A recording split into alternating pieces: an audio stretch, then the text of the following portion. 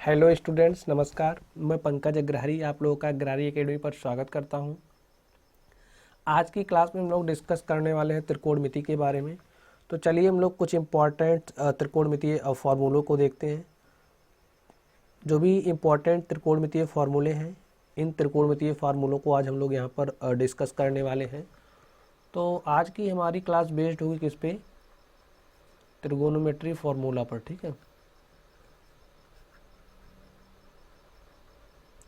और इस क्लास में जो भी इम्पोर्टेंट फार्मूले हैं, हम लोग सारे फार्मूलों को डिस्कस करेंगे।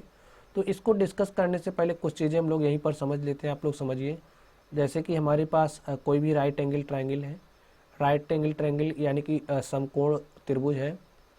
समकोण त्रिभुज में क्या होता है कि जो त्रिभुज होता है, त्रिभुज का एक कोण 90 डिग्री का होता है। तो हमने माना एक कोण 90 डिग्री है। अब इस त्रिभुज को हम कोई नाम दे देते हैं। इसको हमने नाम दिया ए बी सी। अब ये जो बड़ी वाली भुजा है, बड़ी वाली भुजा यानी कि जो 90 डिग्री के सामने की भुजा होती है, जैसे 90 डिग्री है और इसके सामने की भुजा ए है, तो 90 डिग्री के सामने की भुजा को हम लोग कर्ण कहते हैं। क्या कहते हैं? कर्ण।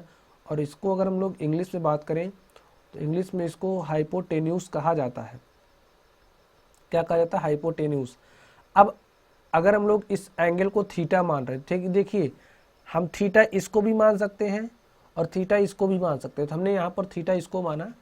अब हमने जब इसको थीटा माना तो जो थीटा होता है, थीटा के सामने की जो भुजा होती है उसे हम लोग लंब कहते हैं। क्या कहते हैं? लंब। क्या कहेंगे हम लोग? लंब, यानी कि परपेंडिकुलर।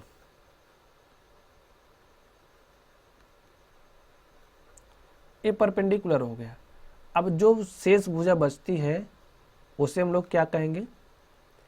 आधार। अब जैसे कोई भी समकोण त्रिभुज है, समकोण त्रिभुज के लिए एक चीज होती है कि जैसे इसमें जो कर्ण होता है, अगर हम कर्ण की बात करें तो जो कर्ण का स्क्वायर होता है वो बराबर होता है, किसके बराबर होगा? लंब के स्क्वायर के और प्लस आधार के स्क्वायर के, ठीक है। आधार का स्क्वायर, यानी कि अगर हम यहाँ से AC का स्क्वायर करें तो जो AC का स्क्वायर होगा वो बराबर होगा BC के स्क्वायर के प्लस बराबर होगा AB स्क्वायर के। यहाँ से अगर हम AC निकालना चाहें तो AC इक्वल टू क्या हो जाएगा? Under root of BC square plus AB square, AB square. तो चलिए हमने जान लिया। और ये जो थ्योरम होती है, जो प्रमेय होती है, इसी प्रमेय को ही पाइथागोरस प्रमेय कहते हैं। क्या कहते हैं? पाइथागोरस प्रमेय। तो इस बात को आप लोग ध्यान रखिएगा, क्योंकि त्रिकोणमिति में इस चीज का भी बहुत अधिक प्रयोग होगा। त्रिकोणमिति में इस चीज का भी बहुत अधिक प्रयोग होगा, यानी कि जो पाइथागोरस प्रमेय है, पाइथागोरस प्रमेय का उपयोग हमें करना होगा। तो आप लोग इसको याद रखिएगा। चलिए अब हम इससे इम्पोर्टेंट कुछ ज़रूरी बातों को समझ लेते हैं। अब अगर हम एक चीज़ लिखना चाहें, जैसे अगर हम रेशियो लिखना चाहें तो रेशियो क्या हो जाएगा? अगर हम लिखें लंब अपान कर्ण, क्या लिखें?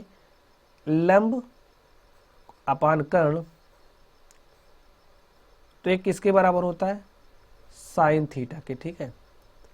अब आप लोग समझिए, जैसे हमारे पास ट्रायंगल है। चलिए हम दूसरा यहाँ पे ट्रायंगल ड्रा करते हैं। आप समझिए हमारे पास ट्रायंगल है और ये राइट एंगल ट्रायंगल होता है। और राइट एंगल ट्रायंगल में हमने आपसे कहा, राइट एंगल ट्रायंगल में हमने कहा कि राइट एंगल ट्रायंगल यानी कि जो 90 अंश का कोण होता है, 90 अंश के कोण की भुजा क्या होती है? कर्ण होती है। तो हमने इसको कर्ण मान लिया। ABC है। अब हमने इसको थीटा माना, ये क्या हो गया? थीटा। तो थीटा के सामने की भुजा क्या हो जाएगी? लंब, यानी कि परपेंडिकुलर। इसको हमने परपेंडिकुलर लिखा, यानी कि लंब। और इसको हमने माना कि ये आधार है। अब ये जो लंब बटे कर्ण होता है, इस रेशियो को आप याद रखिएगा। लंब बटे कर्ण को हम लोग क्या लिखते हैं, साइन थीटा। यहीं पे अगर हम कॉस थीटा की बात करें तो cos theta is equal to क्या होता है, अभी साहब आधार को लिखिए और आधार बटे कर्ण कर दीजिए, तो आधार बटे कर्ण क्या हो जाएगा,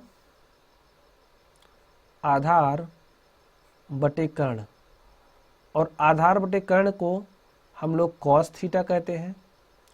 एक हमारे पास और है टैन थीटा, तो इस टैन थीटा की बात हम लोग कर लेते हैं। Tan theta is equal to क्या हो सकता है, आप लोग समझिए। जैसे लंब लिखिए आप, यानी कि परपेंडिकुलर लंब, और लंब बटे आधार जो होता है वो क्या होता है, टैन थीटा। अब इस बात को आप लोग यहाँ से समझिए। अब जैसे टैन थीटा को हम लोग और क्या लिख सकते हैं, आप ये समझिए पहले। अब जैसे लंब बटे आधार होता है, अगर हम इसको लिखें साइन थीटा को, यहाँ पे लिखिए साइन थीटा, टैन थीटा को हम लिख रहे हैं इस तरीके से, sine theta upon cos theta, ठीक है। और साइन थीटा की वैल्यू हमें पता है, साइन थीटा को हम लोग कैसे लिख सकते हैं, लंब बटे कर्ण, क्या लिख सकते हैं, लंब बटे कर्ण। और इस तरह से हम लोग कॉस थीटा को भी लिख सकते हैं, आधार बटे कर्ण लिखा जा सकता है ना, तो इसको लिखिए आप आधार बटे कर्ण। और यहाँ पे आपको पता होगा कि कर्ण कर्ण से कैंसिल हो जाएगा, हमारे पास बचेगा क्या, लंब बटे आधार। और आपको पता है कि लंब बटे आधार क्या होता है, आपको पता है लंब बटे आधार क्या होता है, टैन थीटा। यानी कि जब हमने साइन थीटा को कॉस थीटा से डिवाइड किया और इसको डिवाइड करने के बाद हमारे पास जो रेशियो आया वो क्या होता है, टैन थीटा। तो चलिए कुछ ज़रूरी बातों को हम लोग और समझते हैं।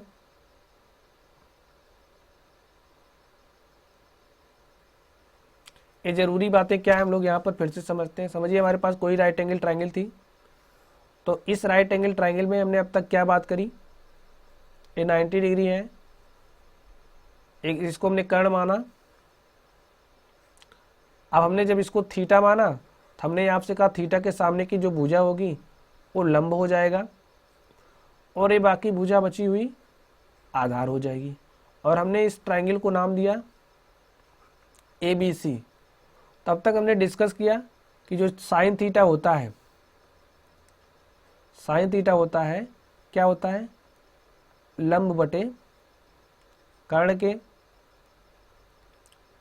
हमने यहाँ से कॉस थीटा की बात करी, cos theta is equal to क्या होता है, आधार बटे कर्ण के।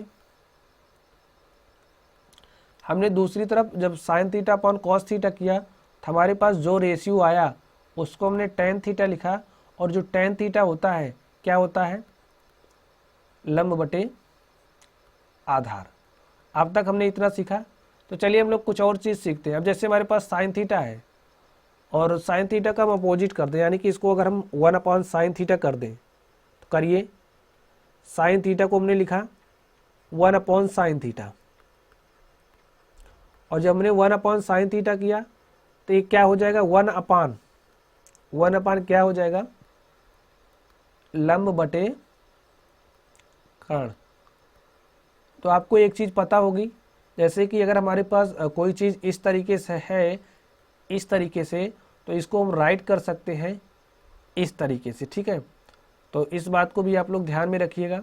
तो यहाँ से क्या हो जाएगा हमारे पास, यहाँ से हमारे पास हो जाएगा कर्ण बटे लंब, और जो कर्ण बटे लंब होता है इसको हम लोग क्या लिखते हैं, कोसेक थीटा। तो यहाँ से आप लोग इस चीज़ को भी याद रखिएगा, कर्ण बटे लंब क्या हो जाएगा, कोसेक थीटा। यहाँ से एक चीज़ हम लोग और समझते हैं, डायरेक्टली अगर हमारे पास 1/sin थीटा है तो 1/sin थीटा को हम लिख सकते हैं कोसेक थीटा। इतनी चीज़ें मैं आपको बता दे रहा हूँ ताकि आप चीज़ों को समझने में योग्य हो जाए, चीज़ें आपको परेशान ना करें। तो इस तरीके से 1/sin थीटा क्या हो गया, कोसेक थीटा। चलिए हम लोग इस तरह से इस पर भी बात करते हैं। हमारे पास कॉस थीटा था, हमने कॉस थीटा को 1/cos थीटा किया। जैसे ही हमने 1/cos थीटा किया तो आप लोग बताइए यहाँ पर क्या हो जाएगा, 1 अपान हो जाएगा आधार बटे कर्ण। 1 अपान क्या हो जाएगा, आधार बटे कर्ण। और आप लोग यहाँ पर समझिए, हमने अभी यहाँ पर फॉर्मूला बताया कि जब हमारे पास 1 अपान ए अपान बी के टाइप का हो तो इसको हम बी बाई ए लिख सकते हैं। तो यहाँ पर हम लिखेंगे इसको कर्ण बटे आधार। तो हमने यहाँ पर कर्ण बटे आधार किया, यानी कि जब हमने 1 अपॉन कॉस थीटा किया तो हमारे पास वैल्यू क्या आई, कर्ण बटे आधार। आप लोग चीज़ों को समझते भी जाइएगा, इससे ये आपको रटना नहीं पड़ेगा और आप लोग इतना करेंगे तो आपको याद हो जाएगा। तो हमने 1 अपॉन कॉस थीटा किया, और ये जो 1 अपॉन कॉस थीटा होता है इसको हम लिख सकते हैं क्या, सेक थीटा। और जो सेक थीटा होगा क्या हो जाएगा, कर्ण बटे आधार। क्या हो जाएगा, कर्ण बटे आधार। तो यहाँ से हमने क्या सीखा, यहाँ से हमने सीखा अगर हमारे पास सेक थीटा है, सेक थीटा को हम लोग 1 अपॉन कॉस थीटा लिख सकते हैं, या फिर अगर हमारे पास 1 अपॉन कॉस थीटा है तो हम लोग इसको सेक थीटा राइट कर सकते हैं। ठीक है, चलिए यहाँ से एक चीज़ हम और समझ लेते हैं, हमारे पास समझने वाली बात यहाँ पर है ही। तो यहाँ पे लिखा क्या है, sec theta, sec theta is equal to है 1 अपॉन कॉस थीटा। इसको हम लोग एक्सपेंड कर ले रहे हैं जितना कर सकते हैं, क्योंकि हमें यहाँ पर कुछ रिजल्ट्स मिलने वाले। देखिए अब ए अपान बी है, यहाँ भाग के साथ है, तो इसको हम लोग इधर ले जाएंगे तो मल्टीप्लाई के साथ हो जाएगा। तो इसको आप मल्टीप्लाई के साथ करिए, तो यहाँ पर सेक थीटा है और सेक थीटा को हमने मल्टीप्लाई किया कॉस थीटा से। कॉस थीटा से क्यों, क्योंकि यहाँ पे डिवाइड के रूप में है, तो इधर ले जाएंगे तो मल्टीप्लाई के रूप में हो जाएगा तो कॉस थीटा। तो यहाँ से आपको क्या पता चला, अगर हम लोग सेक थीटा करेंगे और सेक थीटा को मल्टीप्लाई कर देंगे कॉस थीटा से तो वैल्यू कितनी आ जाएगी, 1। कितनी वैल्यू आ जाएगी, 1। तो इस रिजल्ट को भी आप लोग याद रखिएगा। चलिए हम लोग टेन थीटा को लेकर के चर्चा करते हैं। टेन थीटा क्या है, आप लोग देखिए, हमने टेन थीटा की बात करी, हमने कहा कि जो टेन थीटा होता है वो क्या होता है, लंब बटे आधार होता है। समझ जाइए, लंब बटे आधार। अब इसको हमने लंब बटे आधार लिखा, अब समझिए इसको हमने 1 अपान टेन थीटा अगर कर दिया, क्या कर दिया, तो 1 अपान टेन थीटा, तो चीजें उल्टी हो जाएंगी। अभी जैसे कि आप लोग देख रहे थे, तो ये हो जाएगा आधार बटे लंब।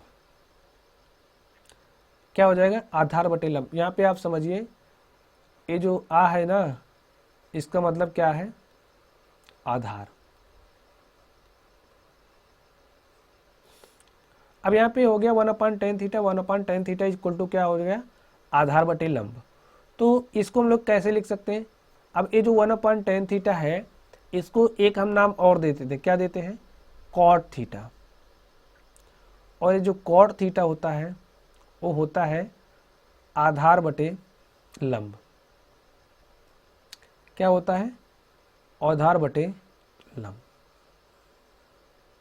अब यहां से हमने पता चला हमें कि अगर हमारे पास टेन थीटा है तो टेन थीटा को हम लोग राइट कर सकते हैं 1 अपॉन कॉट थीटा।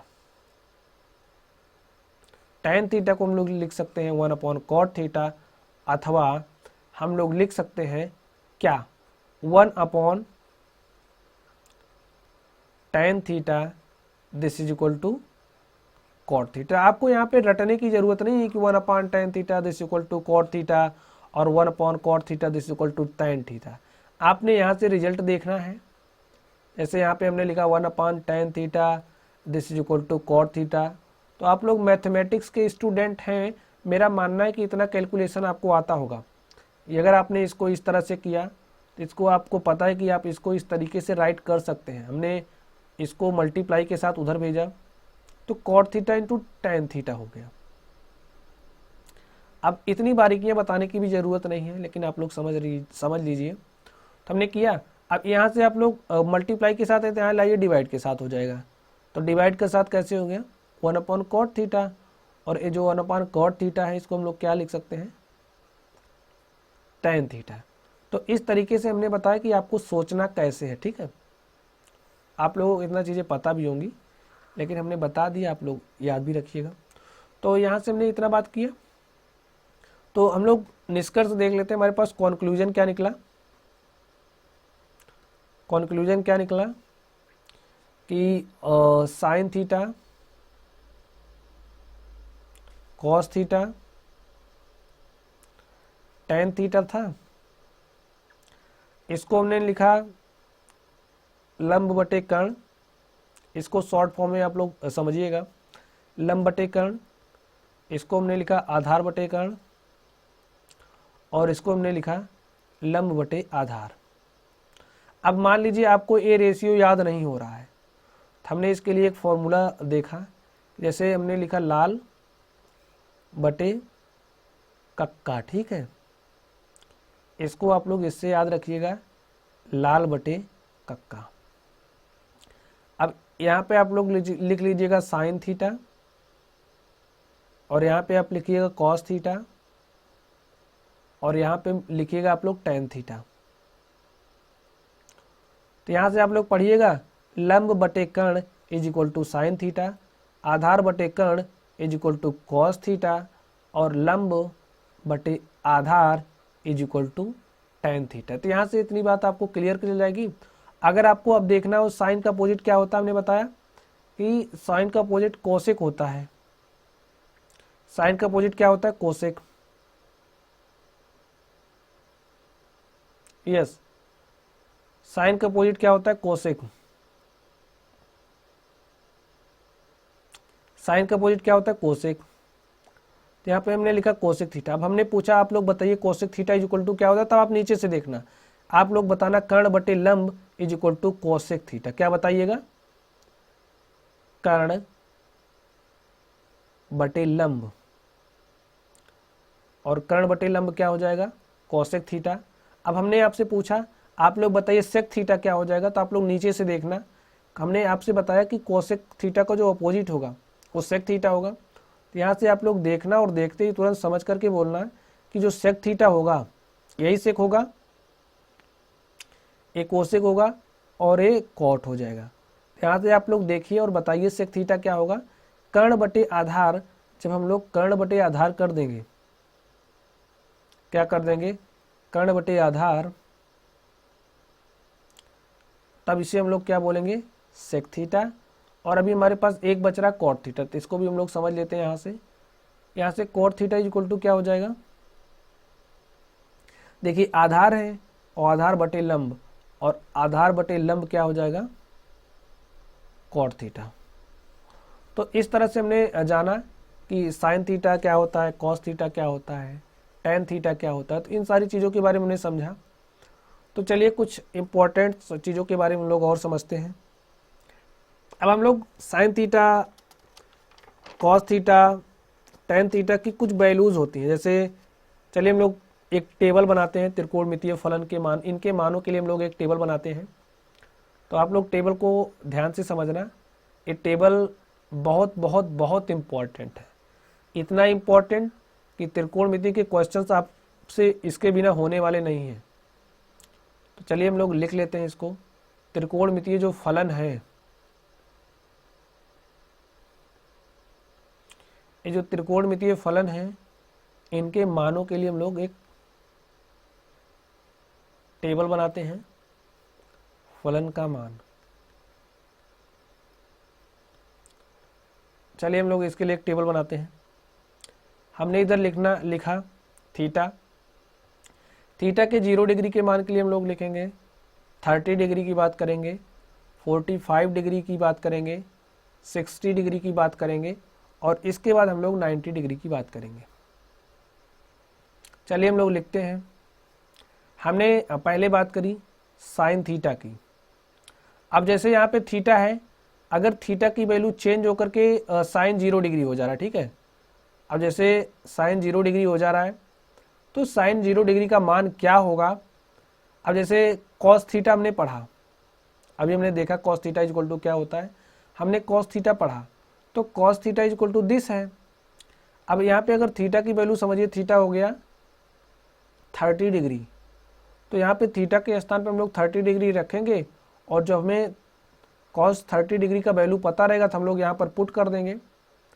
इसी तरह से टेन यानी कि कोई भी वैल्यू पूछ सकता है, ठीक है, थीटा का मान चेंज करके। तो चलिए हम लोग इसी को देखते हैं। हमने यहाँ पर लिखा साइन थीटा। अब साइन थीटा यानी कि यहाँ पे अब थीटा की वैल्यू जब 0 डिग्री हो जाएगी, यहाँ पे थीटा है, थीटा की वैल्यू जब समझिए 0 डिग्री हो गई तो साइन 0 डिग्री का मान क्या होगा, 0। हम लोग अब यहाँ पे साइन थीटा है, अब थीटा की वैल्यू समझिए 30 डिग्री हो गई, और जब थीटा 30 डिग्री हो गया तो साइन 30 हो गया, और साइन 30 अंश का मान क्या होता है, 1/2। इसी तरह से साइन 45 अंश की बात करें तो साइन 45 अंश 1/√2 होता है। इस टेबल को आपको याद रखना पड़ेगा। साइन 45 अंश का मान 1/√2 होता है। और कॉस 60 की बात करें, साइन 60 की बात करें तो साइन 60 √3/2 होता है। इसी तरह से अगर हम लोग बात करें साइन 90 डिग्री की तो साइन 90 डिग्री का मान कितना होता है, 1। तो चलिए हम लोग फिर से बात करते हैं। यहाँ पे हमने कॉस थीटा लिखा। अब कॉस में थीटा की वैल्यू चेंज हो रही है, समझिए कॉस 0 हो गया तो कॉस 0 का मान 1 होता है। कॉस 30 डिग्री की बात करें तो कॉस 30 डिग्री का मान √3/2 होता है। यहीं से अगर हम लोग कॉस 45 डिग्री की बात करें तो कॉस 45 डिग्री का मान 1/√2 होता है। अब आप यहाँ से समझिए, जो साइन 45 अंश होता है और जो कॉस 45 अंश होता है, दोनों का मान क्या होता है, बराबर होता है। यानी कि साइन 45 डिग्री और कॉस 45 डिग्री का मान कितना होता है, 1/√2। चलिए हम लोग कॉस 60 डिग्री की बात करते हैं। कॉस 60 डिग्री का मान कितना होता है, 1/2। इसी तरह से कॉस 90 की बात करें तो कॉस 90 का वैल्यू 0 होता है। तो यहाँ से आप लोग क्या समझे, साइन 0 और कॉस 90 का मान बराबर होता है। इस बात को ध्यान में रखिएगा, साइन 0 कॉस 90 का मान बराबर होता है। अब देखिए, जो कॉस 0 डिग्री का मान होता है वो साइन 90 का मान होता है। एक नज़र आप इस पर भी डाल लीजिए। जो साइन 30 डिग्री की मान होता है, साइन 30 डिग्री की जो वैल्यू होती है वो बराबर होती है कॉस 60 डिग्री के। इसी तरह से अगर हम लोग कॉस 30 डिग्री की बात करें तो कॉस 30 डिग्री का जो मान होता है वो बराबर होता है साइन 60 डिग्री के। तो आप इसको याद करके एक दूसरे से रिलेट करके चीज़ों को अच्छे तरीके से याद कर सकते हो। तो चलिए हम लोग टेन थीटा की बात करते हैं। अब अगर आप लोग टेन थीटा की वैल्यू याद नहीं करना चाहते तो आप निकालिए, हमने आपको फॉर्मूला बताया। चलिए हम लोग यहाँ पर निकाल करके लिखेंगे और उससे आपको चीज़ें में समझ में भी आएंगी। चलिए हम लोग बात करते थे, हमने बताया टेन थीटा, फॉर्मूला क्या था एक बार हम लगा करके आपको बताते हैं। हमने बताया टेन थीटा, और टेन थीटा की बात हमने बताई थी कि लंब बटे क्या होता है, आधार। अब हमने लिया भैया थीटा इक्वल टू कितना, 0 डिग्री समझिए हमने लिया, थीटा इक्वल टू कितना ले लिया, 0 डिग्री। अब यहाँ पे टेन 0 डिग्री क्या हो जाएगा, अब यहाँ पे हम लोग निकालेंगे। हमने सीखा था कि अगर हम sine theta upon cos theta कर देते हैं तो हमको टेन थीटा मिल जाता है। अब यहाँ पे थीटा इक्वल टू 0 है तो यहाँ भी हम लोग 0 रखेंगे, यानी कि साइन 0 अपॉन कॉस 0, और साइन 0 का मान 0 और कॉस 0 का मान कितना, 1। तो साइन 0 अपॉन कॉस 0, और जब किसी संख्या को, जैसे कोई 0 संख्या है, इसमें 1 से भाग देंगे तो क्या हो जाएगा, 0। इस तरीके से टेन 0 डिग्री का मान क्या हो जाएगा, 0। चलिए नेक्स्ट बात करते हैं हम लोग। अब हमने समझिए निकालना है कि टेन 30 डिग्री का मान क्या होगा, यही तो निकालना है। निकालते हैं इसको भी, टेन 30 डिग्री का मान क्या होगा। चलिए अब यहाँ पे लिखिए आप लोग sine 30 degree, sine 30 upon cos 30 कर दीजिए। आपने साइन 30 डिग्री किया, और साइन 30 डिग्री का मान आप लोग देख करके बताइए टेबल से कितना होगा, 1/2। फिर से देखिए कॉस 30 कितना होता है, √3/2। अब 2 से 2 कैंसिल हो जाएगा, और जो टेन 30 डिग्री है, tan 30 डिग्री का मान कितना हो जाएगा 1/√3। तो बिना सोचे समझे आप लोग यहाँ पर लिख दीजिए 1/√3। चलिए नेक्स्ट बात करते हैं। अब देखिए 45 डिग्री की है ना, tan 45 डिग्री की बात करते हैं। देखिए sin 45 cos 45 बराबर होता है। जब इसको इससे भाग देंगे तो क्या आ जाएगा 1, सबसे आसान। इसमें आप लोग बात करिए। अब जैसे √3/2 है और √3/2 अपान 1/2 करेंगे, ये /2 से /2 कैंसिल हो जाएगा और हमारे पास बचेगा क्या √3/1। तो √3/1 लिखो या फिर इसको लिख दो √3, यानी कि tan 60 डिग्री का मान क्या होता है √3। चलिए हम लोग नेक्स्ट बात करते हैं, हम इसकी बात करते हैं। अब 90 डिग्री का मान निकालना है tan 90 डिग्री के लिए। तो tan 90 डिग्री का मान क्या हो जाएगा, हमने sin 90 किया, sin 90 अपॉन cos 90, तो वैल्यू क्या हो जाएगी 1/0। अब आप लोग इस एक बात और याद रखिएगा, 1/0 जो वैल्यू होती है क्या हो जाती है इन्फिनिटी, यानी कि अपरिभाषित हो जाता है। 1/0 कैसा हो जाता है अपरिभाषित। तो इसको आप लोग पढ़िएगा क्या, अपरिभाषित हो गया। कैसी होगी वैल्यू अपरिभाषित। मैं धीरे धीरे बता रहा हूं ताकि चीजें आप लोगों को समझ में आए। चलिए अब हम लोग नेक्स्ट बात करते हैं।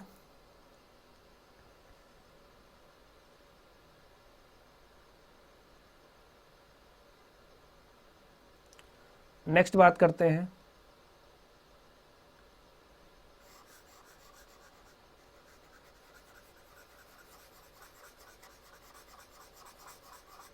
अब हम लोग बात करेंगे। देखिए हमने अब तक साइन थीटा की बात करी, कॉस थीटा की बात करी, टेन थीटा की बात करी। अब हम लोग बात करेंगे कॉट थीटा की, सेक थीटा की और कोसेक थीटा की। ठीक है, तो चलिए इस चीज को भी हम लोग समझते हैं। समझिए, अब जैसे टेन का अपोजिट हमने क्या बताया आपको कॉट थीटा, तो यहाँ हम लोग लिखेंगे कॉट थीटा। अब हमने आपको बताया था कि जो कॉट थीटा होता है क्या होता है, कॉट थीटा की वैल्यू होती है 1 अपॉन किसके टेन थीटा की। बाकी आप लोग जानते होंगे टेन थीटा को हम लोग लिख सकते हैं sine theta upon cos theta, तो इसमें लिख करके इसका भी फॉर्मूला निकाल सकते हो आप लोग। चलिए अब हमने लिखा tan theta equal to 1 upon cot theta. तो यहाँ पे कॉट 0 डिग्री की वैल्यू निकालनी है हमें, समझिए। तो टेन 0 का 0 होता है और कॉट 0 का क्या हो जाएगा, तो 0 का आप लोग 1/0 कर दीजिए। 1/0 जैसे ही करेंगे और कॉट क्या हो जाएगा इन्फिनिटी। इन्फिनिटी कैसे, यहाँ पे लिखा है 0/1 और 0/1 की वैल्यू कितनी होती है 0, दिमाग से लगाइएगा आप सब लोग इसको। तो हमने लिखा 0/1 और 0/1 क्या होता है 0।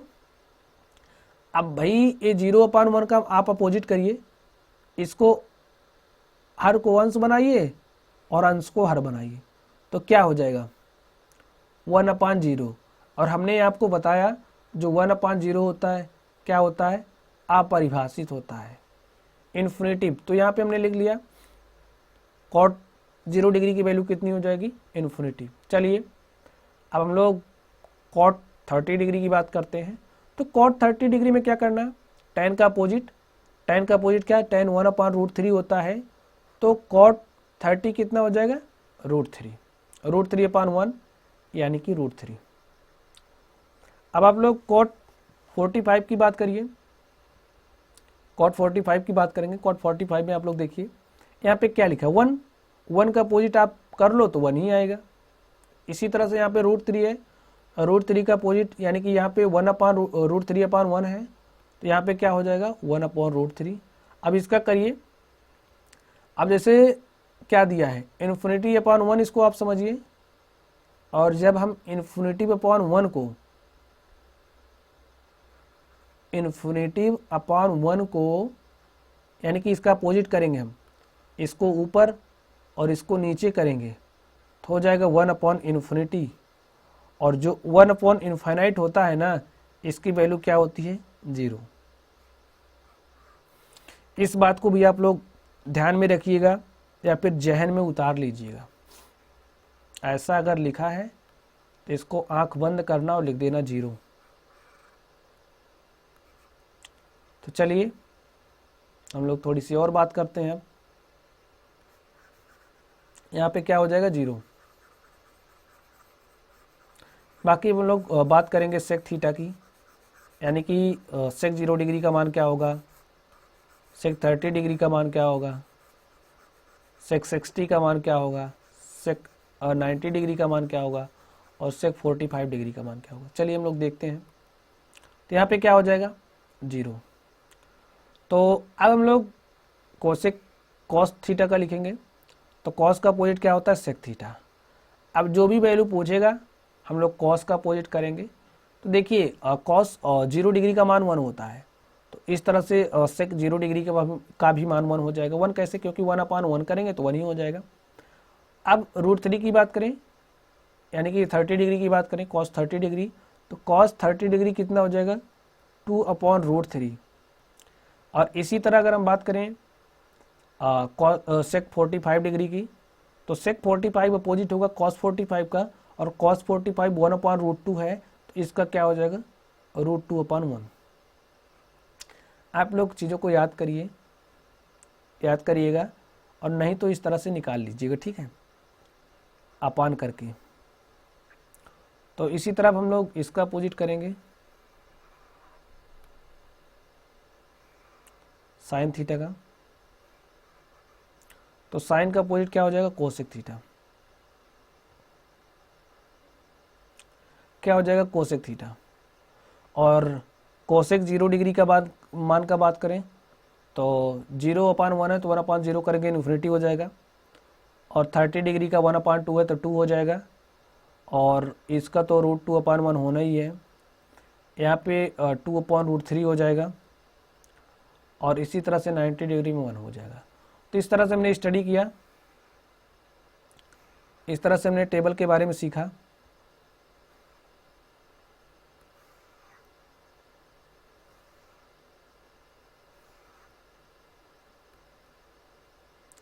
इस तरह से आप लोग इस टेबल को पढ़िएगा। बाकी प्रैक्टिस क्वेश्चंस हम लोग कल करेंगे। अभी आज हम लोग जितने भी इम्पोर्टेंट फार्मूला हैं सारे इम्पोर्टेंट फार्मूलों को सीख लेते हैं।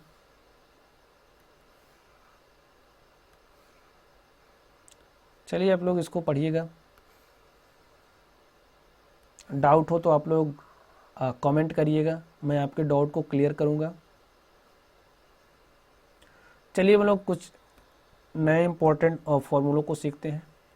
तो आप लोगों ने सीखा, हमने जो भी त्रिकोणमितीय रेशियो थे, जो भी फलन था, फलनों के मान को हमने निकाला। अब हमारे पास कुछ इम्पोर्टेंट फार्मूले हैं, उन फार्मूलों को भी हम लोग करते हैं। चलिए हम लोग कुछ इम्पोर्टेंट फार्मूले हैं, उन फार्मूलों की चर्चा करते हैं। और अब तक आप लोगों ने क्या देखा, कुछ इम्पोर्टेंट बात हम लोग इस टेबल से रिलेटेड जो है उन बात को भी समझ लेते हैं। उस टेबल से रिलेटेड जो इम्पोर्टेंट बातें थी इसको भी हम लोग समझते हैं, ताकि अगर क्वेश्चंस मिले तो उस क्वेश्चन को आसानी से सॉल्व कर लें। आपने देखा कि जो हमारी साइन थीटा थी, क्या थी, जो साइन थीटा थी अथवा जो कॉस थीटा थी, क्या थी कॉस थीटा, इसकी वैल्यूज लेस आर इक्वल थी 1 से। क्या थी, या तो 1 के बराबर थी इसकी वैल्यू, या तो 1 से कैसी थी छोटी थी। और वैल्यू बड़ी किससे थी, यानी कि ये जो साइन थीटा था, कॉस थीटा था, वैल्यू किससे बड़ी होगी -1 की। इसी तरह से टैन थीटा अथवा कॉट थीटा की अगर बात करें, टैन थीटा और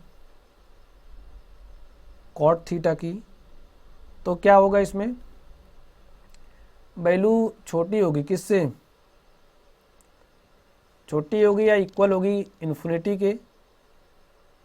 और इसमें क्या होगा, इधर वैल्यू बड़ी किससे होगी -इन्फिनिटी की। यानी कि इसकी जो वैल्यू होती है वो वेरी करती है -इन्फिनिटी से इन्फिनिटी तक। इसी तरह से हम सेक थीटा की बात करते हैं, सेक थीटा अथवा कोसेक थीटा की। इसमें क्या हो रहा था कि वैल्यूज क्या हो रही थी, ग्रेटर और इक्वल आ रही थी किससे, 1 से, अथवा क्या हो रहा था सेक थीटा और जो कोसेक थीटा था इसकी वैल्यू बड़ी थी, छोटी थी किससे, -1 से।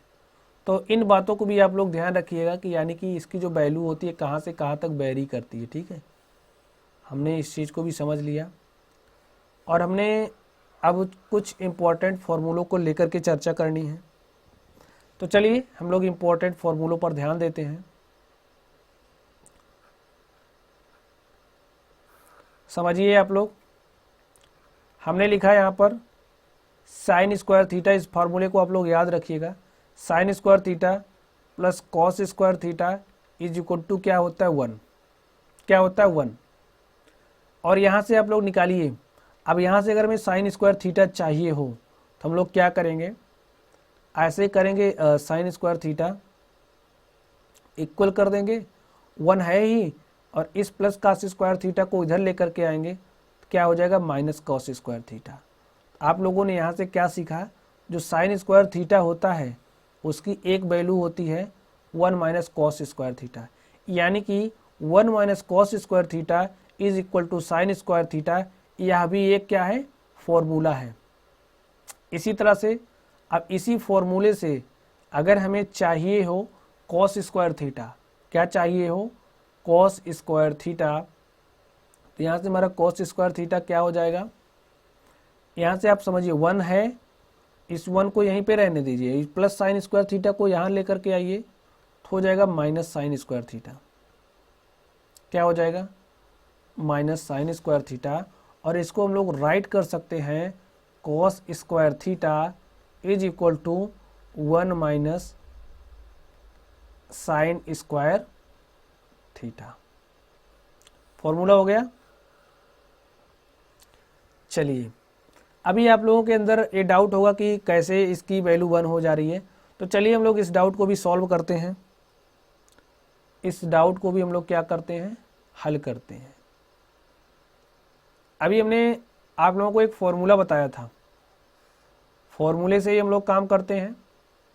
तो हमने फॉर्मूला बताया था कि साइन थीटा की जो वैल्यू होती है वो क्या होती है, लंब बटे कर्ण, यही बताया था। अब यहाँ पर है क्या, साइन स्क्वायर है, साइन स्क्वायर थीटा है तो इसको स्क्वायर कर दीजिए और ए भी स्क्वायर हो जाएगा। Sine square theta equal to लंब बटे कर्ण स्क्वायर, लंब स्क्वायर बटे कर्ण square plus cos square theta. और कॉस स्क्वायर थीटा की हमने वैल्यू आपको बताई थी आधार बटे कर्ण, क्या बताया था, आधार बटे कर्ण। तो आप लोग इसका भी स्क्वायर कर लीजिए।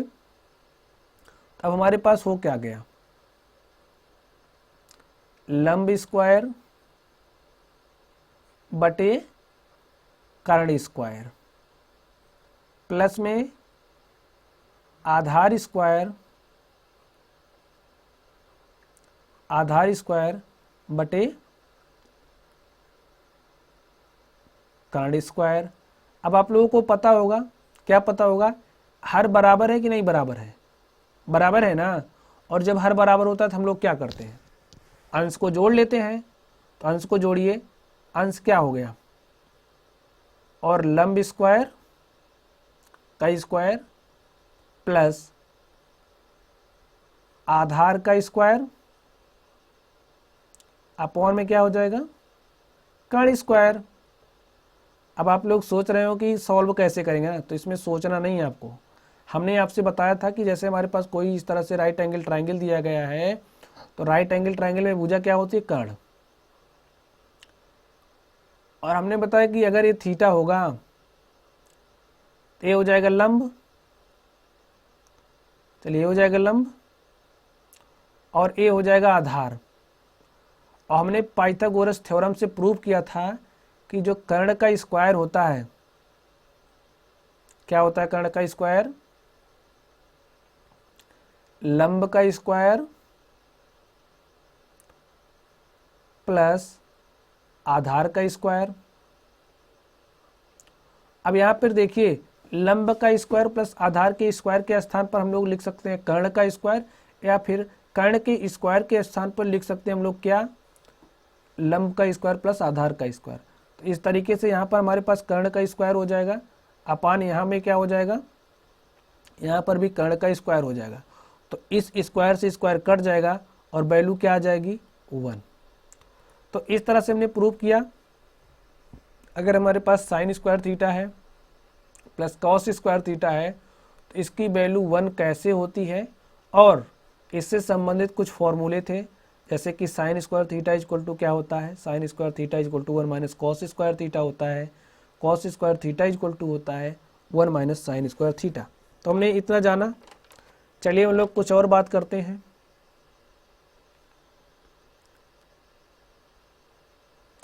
चलिए हम लोग नेक्स्ट सीखते हैं। नेक्स्ट क्या है, sec square theta minus tan square theta. क्या है, sec square theta minus tan square theta equal to क्या होता है 1। अब इतना 1 हो गया, हमें मान लीजिए सेक स्क्वायर थीटा चाहिए। तो यहाँ से सेक स्क्वायर थीटा क्या हो जाएगा 1 प्लस टेन स्क्वायर थीटा। यानी कि अगर हमें जहाँ ज़रूरत पड़ेगी तो ज़रूरत के मुताबिक हम लोग सेक स्क्वायर थीटा को लिख लेंगे 1 प्लस टेन स्क्वायर थीटा में के रूप में। अगर हमें कहीं दिख रहा है sec square theta minus tan square theta तो ज़रूरत के मुताबिक हम लोग 1 लिख लेंगे। और ये आप लोगों के लिए होमवर्क है कि आप लोग इसको क्या करना, सिद्ध करना। ये आप लोगों के लिए क्या है, होमवर्क है, इसको आपको सिद्ध करना है। क्या सिद्ध करना है कि इसकी जो वैल्यू है 1 होगी कि नहीं होगी, ये आपका क्या है, homework.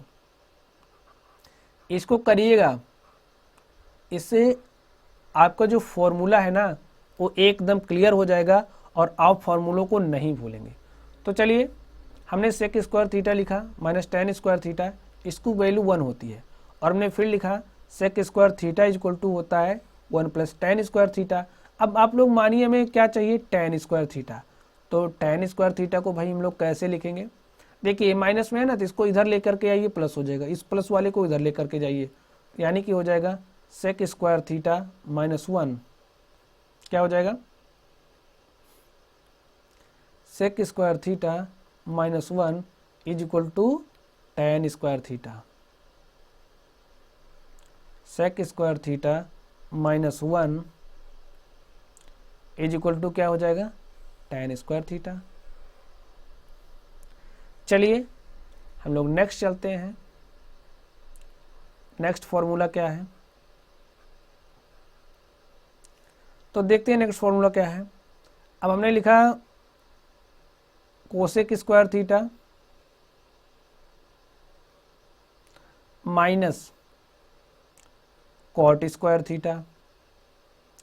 Cosec square theta minus cot square theta क्या होता है 1।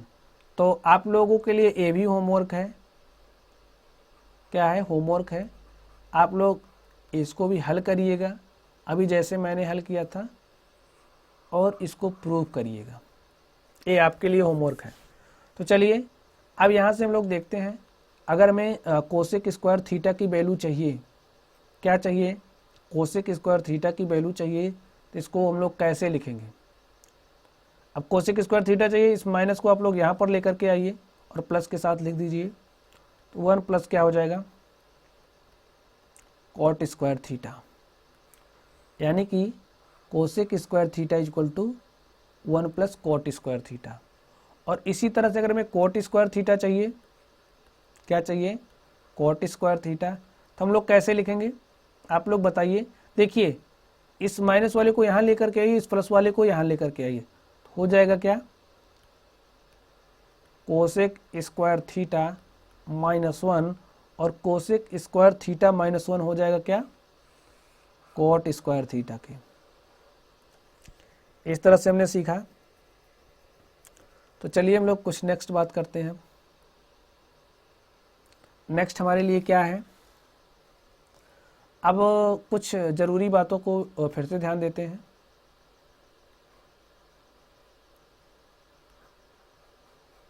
समझिए, अब जैसे हमारे पास कुछ इस तरीके से लिखा गया है, इस तरीके से लिखा गया है, एम साइन थीटा प्लस है या माइनस है एन कॉस थीटा, और हमसे कह रहा है आपको इसकी मैक्सिमम वैल्यू बतानी है, यानी कि ये जो आपको लिखा गया है इसकी मैक्सिमम वैल्यू कब क्या होगी।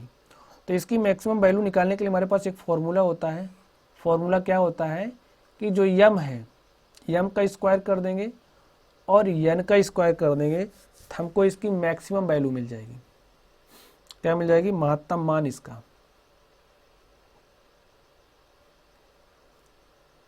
महत्तम मान मिल जाएगा। अब अगर हमें इसका न्यूनतम मान चाहिए, यानी कि ये जो यम साइन थीटा और plus minus N cos theta है, इसका न्यूनतम मान क्या हो जाएगा? इसके न्यूनतम मान के लिए यहाँ पे लिखा है under root M square plus N square, तो इसको हम लोग इस तरीके से लिख देंगे minus times of M square plus N square. तो ये इसका निम्नतम मान देगा। कैसा मान देगा? न्यूनतम मान देगा। चलिए हम लोग नेक्स्ट बात करते हैं।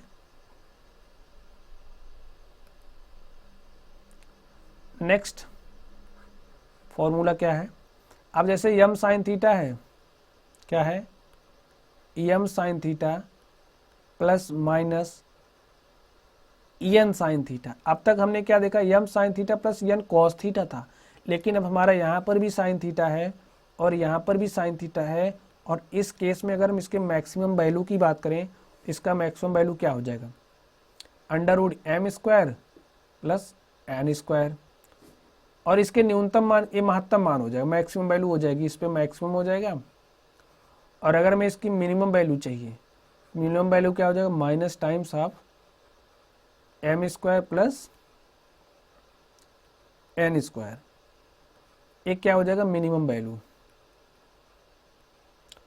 इसी तरीके से अगर हम लोग नेक्स्ट बात करें, नेक्स्ट हमारे पास है दोनों कॉस थीटा होगा इस बार, m cos theta plus minus N cos theta.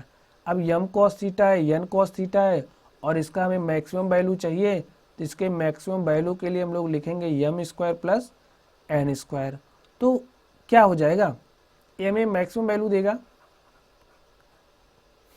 और इसके मिनिमम वैल्यू की अगर बात करेगा तो हम लोग minus times of under root M square plus L square write कर देंगे।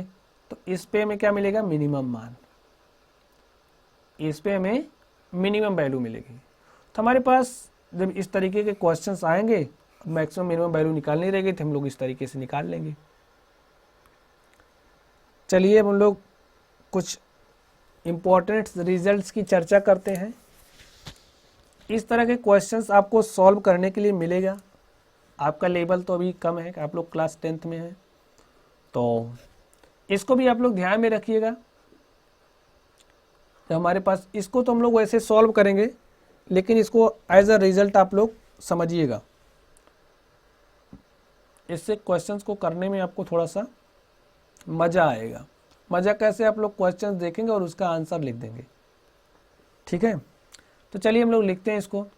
आप समझिए, जैसे आपको इस तरीके से दिया गया tan 1 degree into tan 2 degree into tan 2 into tan 3 degree, ऐसे दिया है। ठीक है, ऐसे दिया है। कहाँ तक? tan 89 डिग्री तक। कहाँ तक दिया? tan 89 डिग्री तक। तो इसका वैल्यू क्या हो जाएगा? 1। यहाँ पर मेरे से एक चीज़ छूट रही है। क्या चीज़ छूट रही है? अभी हमारे पास एक इम्पॉर्टेंट फॉर्मूला है और मैं सोच रहा हूँ कि इस इम्पोर्टेंट फॉर्मूला की चर्चा मैं आप लोगों से अगली क्लास में करूँ, ताकि हम इसको थोड़ा सा अच्छे से एक्सप्लेन कर सकें। तो ये जो फॉर्मूला छूट रहा कैसा वाला है, इसको हम समझ लेते हैं। जैसे हमारे पास 90 माइनस थीटा वाला होगा, 90 प्लस थीटा वाले फॉर्मूले होंगे, 180 माइनस थीटा वाले फॉर्मूले होंगे और 180 प्लस थीटा वाले फॉर्मूले होंगे। इसको हम लोग कैसे पढ़ेंगे? जैसे होगा sine 90 minus theta cos 90 minus theta, या फिर tan 90 plus theta cot 90 plus theta, या फिर साइन 180 डिग्री माइनस थीटा, या फिर कॉस 180 डिग्री प्लस थीटा। यानी कि ये जो फॉर्मूले हैं, इन फॉर्मूलों की चर्चा हम लोग नेक्स्ट क्लास में करेंगे। तो ये जो फॉर्मूला है, जो रिजल्ट है, इसी पे डिपेंडेंट है। तब भी फॉर्मूला क्लास है, तो हम लोग डिस्कस कर लेते हैं, इसकी चर्चा यहाँ पे कर लेते हैं। हाँ, लेकिन इस रूल को हम लोग नेक्स्ट क्लास में पढ़ेंगे। चलिए हम लोग नेक्स्ट बात करते हैं। जैसे हमारे पास कॉट 1 डिग्री हो गया, कॉट 1 डिग्री, कॉट 2 डिग्री हो गया, कॉट 3 डिग्री हो गया, ऐसे ऐसे हमारा कहाँ तक गया, कॉट 89 डिग्री। और जब कॉट 89 डिग्री हो गया तो इसका वैल्यू कितना हो जाएगा, 1। इस रिजल्ट को भी आप लोग ध्यान में रखिएगा। चलिए हम लोग नेक्स्ट बात करते हैं। नेक्स्ट कॉस 1 डिग्री हो गया, कॉस 2 डिग्री हो गया, कॉस 3 डिग्री हो गया, ऐसे ऐसे कहाँ तक जाएगा, कॉस 90 डिग्री। कितना, कॉस 90 डिग्री। अब इस तरीके से अगर लिखा गया cos 1 degree, 2 degree, 3 degree, cos 90 degree, तो मल्टीप्लिकेशन के साथ है ना, तो सारे की वैल्यू चाहे जो आए, लेकिन कॉस 90 की वैल्यू 0। अगर हमारे पास कोई चीज़ है और उसको हम 0 से मल्टीप्लाई करेंगे तो वैल्यू क्या आ जाएगी, 0। तो इस तरीके से यहाँ पर क्या हो जाएगा, 0। चलिए हम लोग नेक्स्ट बात करते हैं। अब इसी तरह से हमारे पास मान लीजिए लिखा है कॉस 1 डिग्री, कॉस 2 डिग्री और कॉस 3 डिग्री, ऐसे ऐसे गया कॉस 90 डिग्री तक। कितना गया, कॉस 90 डिग्री। और उसके बाद फिर वैल्यू बढ़ने लगी और पहुंच गया कितना, कॉस 90 प्लस थीटा। तो इस स्थिति में क्या होगा, इस स्थिति में वैल्यू क्या हो जाएगी, 0। यानी कि अगर थीटा की वैल्यू ग्रेटर देन है, किससे, थीटा की वैल्यू ग्रेटर देन है 90 डिग्री, उस स्थिति में भी क्या होगा, ये वैल्यू 0 होती है। चलिए हम लोग नेक्स्ट बात करते हैं। नेक्स्ट हमारे पास है साइन 1 डिग्री और साइन 2 डिग्री, साइन 3 डिग्री, ऐसे ऐसे गया कहाँ तक, साइन 180 डिग्री तक, साइन 180 डिग्री तक। और इसकी वैल्यू क्या हो जाएगी, 0। इसी तरीके से और बात करते हैं। अब इसी तरह से समझिए साइन की वैल्यू जा रही है 1 degree, sine 2 degree, sine 3 degree, ऐसे ऐसे गया, साइन 180 डिग्री से ज़्यादा हो जा रहा है। ठीक है, जैसे साइन 180 डिग्री हुआ और 180 से 181 हो गया, 182, समझिए 181 हो गया। अब ऐसे वैल्यू बढ़ती जा रही है। तो इस केस में क्या होगा, इसकी वैल्यू 0 हो जाएगी, 0। क्या हो जाएगी, 0। चलिए अब हम कुछ और इम्पोर्टेंट बातों की चर्चा करते हैं। इम्पोर्टेंट बातें क्या हैं, इनकी भी चर्चा करते हैं। आप लोग समझिए, फॉर्मूले के तौर पर इसको भी लीजिएगा, फॉर्मूला ही है, फॉर्मूला डिस्कस कर रहे हैं तो फॉर्मूला ही होगा। आप समझिए जैसे हमारे पास a प्लस बी है और a प्लस बी की वैल्यू 90 डिग्री है, यानी कि दो एंगल हैं और उन दोनों कोणों का मान कितना है, 90 डिग्री है। तो इस केस में क्या होगा, इस केस में अगर हमारे पास tan A है और इंटू tan B है, यानी कि tan A की डिग्री कुछ है और tan B की डिग्री कुछ है, यानी कि B का मान कुछ है, A का मान कुछ है, लेकिन जो दोनों का सम है अगर 90 डिग्री हो रहा है तो इस केस में tan A into tan B कितना हो जाता है, 1। और इसी तरीके से अगर साइन A है और इंटू साइन B है, A की वैल्यू कुछ भी हो, B की वैल्यू कुछ भी हो, लेकिन दोनों का सम 90 डिग्री हो, तो इस केस में भी sine A into sine B कितना हो जाता है, 1। यहाँ पर भी 1। और एक हमारे पास और है, हम इसको भी समझ लेते हैं। जैसे cos A हो गया, यहाँ पे थोड़ा सा मिस्टेक हो गया, इसको हम लोग करेक्ट करते हैं। समझिए साइन A है और इंटू सेक बी है, ठीक है, sign A into sec B है। ए का मान कुछ भी हो, बी का मान कुछ भी हो, और दोनों का मान 90 डिग्री है, तो साइन ए को अगर हम सेक ए से मल्टीप्लाई करेंगे सेक बी से, तो इनका मान कितना होता है 1। इसी तरह से कोस ए है इंटू कोसेक बी है, क्या है कोसेक बी, तो इसका मान भी कितना हो जाएगा 1। इस चीज को आप लोगों को याद रखना है। चलिए अब हम लोग कुछ और इम्पोर्टेंट फॉर्मूलों की बात करते हैं। इस फॉर्मूलों को नाम देंगे हम लोग योग सूत्र का फॉर्मूला। कैसा फॉर्मूला? योग सूत्र, कोणीय सूत्र या योग सूत्र, ठीक है, कोणीय सूत्र। हम लोग इसको नाम क्या देंगे? कोणीय सूत्र। तो चलिए हम लोग देखते हैं इसको भी और समझते हैं। तो आप लोग समझिए, जैसे हमारे पास है साइन ए प्लस बी, क्या है साइन ए प्लस बी। तो अगर हमारे पास इस तरीके से लिखा गया है साइन ए प्लस बी, तो इसका फॉर्मूला क्या होगा?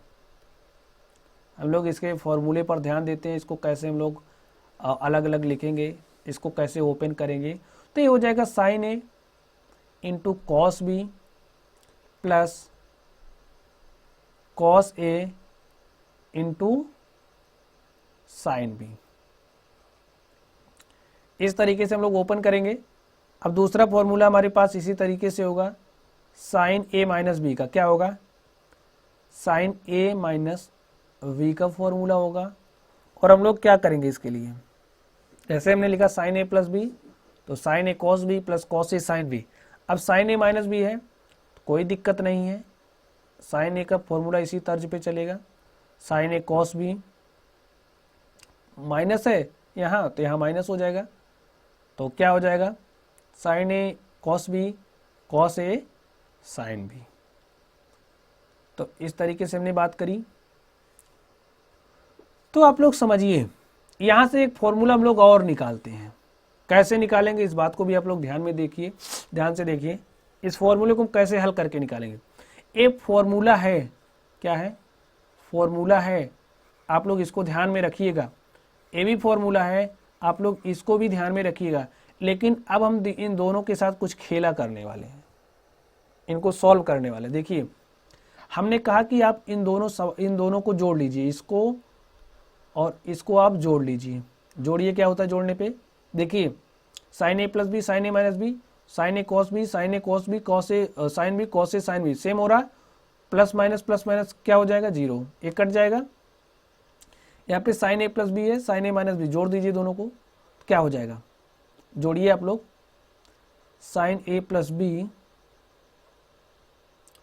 और प्लस साइन ए माइनस बी, और यहां से क्या हो जाएगा? यहाँ पे देखिए साइन ए कॉस बी दोनों सेम हो रहा, यानी कि साइन ए कॉस बी में एक साइन ए कॉस बी में दूसरा एक साइन ए कॉस बी जोड़ेंगे तो ये क्या हो जाएगा? 2 साइन ए कॉस बी। इस फॉर्मूले को भी आप लोग याद रखिएगा। और एक फॉर्मूला आप लोगों से इस रूप में मिलेगा, कैसे मिलेगा? 2 साइन ए कॉस बी, ऐसे आप लोगों को दिया रहेगा और कहेगा इसको आप ओपन करिए। तो इसको ओपन करके हम लोग कैसे लिखेंगे? साइन ए प्लस बी और प्लस साइन ए माइनस बी। तो आप लोग ए भी फॉर्मूला है, इसको भी ध्यान में रखिएगा। चलिए देखिए, अब तक हमने क्या किया था, हमने इसको जोड़ा था ना, यहाँ पे जोड़ा था। अब इसको घटाते हैं, यानी कि आप इसको इक्वेशन 1 मानिए और 2, तो हमने इसको घटाते हैं। 1 में से आप लोग 2 को घटाइए और देखते हैं घटाने पर क्या होता है। तो घटाने पे आपको पता होता है ना कि चिन्ह बदलता है। ए प्लस है तो यहाँ पे माइनस चिन्ह आ जाएगा, यहाँ पे माइनस हो जाएगा और ये माइनस वाला प्लस हो जाएगा। आप लोग इमेजिन करिए इतना। तो ए माइनस है तो इसको लिख लीजिए, माइनस करने के बाद क्या हो जाएगा? साइन ए प्लस बी माइनस क्या हो जाएगा, साइन ए माइनस बी हो जाएगा। और इक्वल में कैसे लिखेंगे, देखिए हमने यहाँ पे माइनस किया तो इस वाले में से ये वाली घट जाएगी, वैल्यू 0 हो जाएगी, लेकिन यहाँ पे क्या होगा, ए प्लस हो जाएगा और कॉस एक cos A plus B sine B में एक कॉस ए साइन बी जोड़ देंगे तो 2 कॉस ए क्या हो जाएगा, 2 कॉस ए साइन बी। और फॉर्मूला क्या बनेगा हमारा, देखिए फॉर्मूला कैसे बन रहा है, 2 cos A into sine B, और जो 2 cos A into sine B होता है क्या हो जाएगा, साइन ए प्लस बी। इसको आप लोग याद रखिएगा क्योंकि ये बहुत ही इंपॉर्टेंट फॉर्मूले हैं, माइनस साइन ए माइनस बी। तो इस फॉर्मूले को भी आप लोग याद रखिएगा, फॉर्मूला ए वाला है।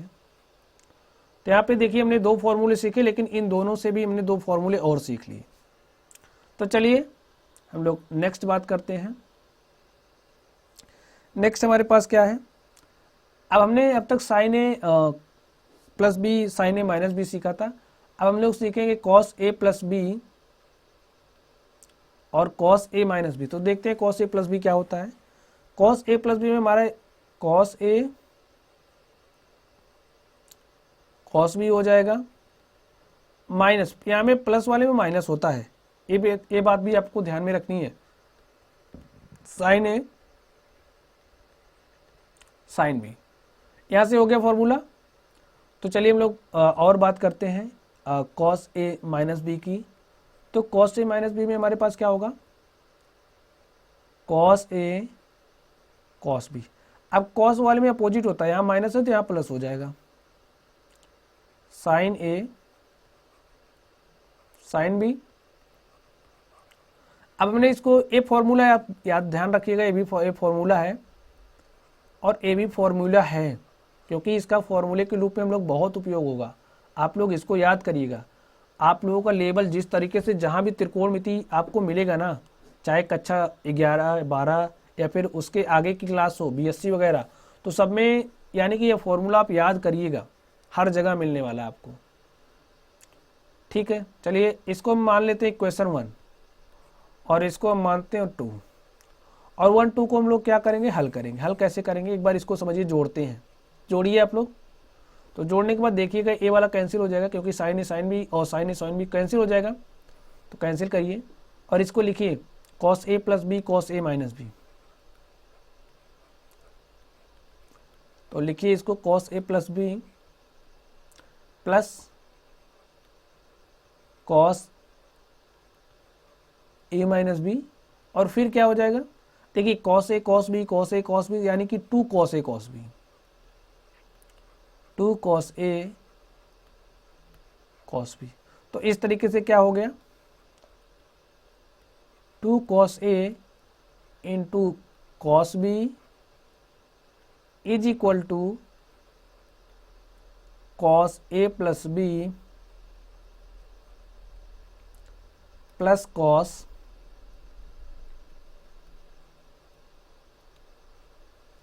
ए माइनस बी। कितना हो गया हमारे पास फॉर्मूला, ये क्या हो गया फॉर्मूला। इसको भी आप लोग ध्यान में रखिएगा, 2-4 बार इसी तरीके से आप लोग प्रूव करिएगा, तो इससे फॉर्मूला आसानी से याद हो जाएगा। चलिए देखिए हमने एक बार प्लस किया, अब हम इक्वेशन 1 में से 2 को क्या करेंगे, माइनस। तो माइनस कर दीजिए। तो देखिए माइनस करके क्या होता है, माइनस करिए इसको तो ए माइनस हो जाएगा, और यहाँ पे हमने माइनस किया और ए माइनस किया तो माइनस हो गया। यहाँ पे माइनस होते ही ये कैंसिल हो जाएगा, तो कैंसिल कर दीजिए और लिखिए क्या हो जाएगा, कॉस ए प्लस बी। तो माइनस कर रहे हैं, यहाँ पे माइनस हो जाएगा कॉस ए माइनस बी, और इज इक्वल टू में क्या हो जाएगा, देखिए माइनस करेंगे तो ए और ए कैंसिल हो जाएगा और बचेगा क्या, ए, और किस तरीके से बचेगा, माइनस साइन के साथ, क्योंकि यहाँ पे माइनस साइन ए साइन भी है और यहाँ पर भी माइनस साइन ए साइन भी, तो -2 साइन ए साइन भी हो जाएगा, -2 साइन ए साइन भी। अब यहाँ पे माइनस देखने में हमें अच्छा नहीं लग रहा ना, तो हम इसमें माइनस से मल्टीप्लाई कर देते हैं। तो माइनस से मल्टीप्लाई करिए, माइनस से मल्टीप्लाई करने पर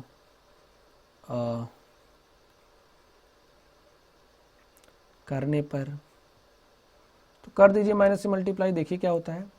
तो देखिए माइनस से मल्टीप्लाई करेंगे तो ये वाला टर्म प्लस हो जाएगा, और जैसे ये वाला टर्म प्लस हुआ, इसको हम सबसे पहले लिख लेते हैं cos a minus B,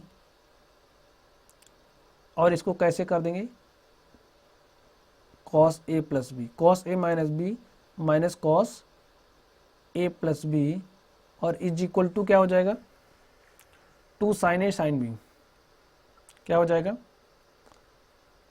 2 sign ए और साइन बी। तो इस तरह से हमने इसको भी किया।